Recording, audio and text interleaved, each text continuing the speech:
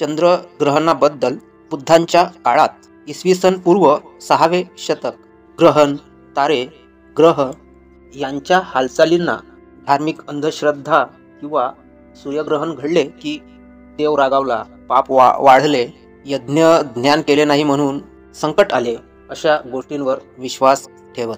परंतु बुद्धांनी ग्रहणाबद्दल कोणतीही अंधश्रद्धा मान्य केली नाही. बुद्धांचे तत्वज्ञान नेहमीच प्रमाणावर, तथ्य, प्रत्यक्ष अनुभव व विचार आधारलेले होते.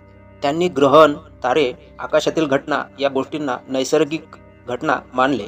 त्याला धार्मिक किंवा अलौकिक महत्त्व दिले नाही. धम्मपद किंवा इतर पाली साहित्यात ग्रहणामुळे पाप लागते, स्नानदान करावे, उपवास करावा असे काही सांगितलेले नाही.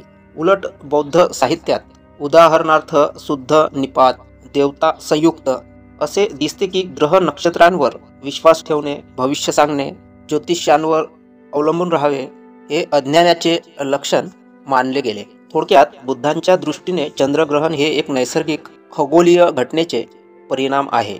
त्यात धार्मिक अलौकिक शक्ती नाहीत. त्यामुळे चंद्रग्रहणाला त्यांनी कोणतेही विशेष महत्त्व दिले नाही.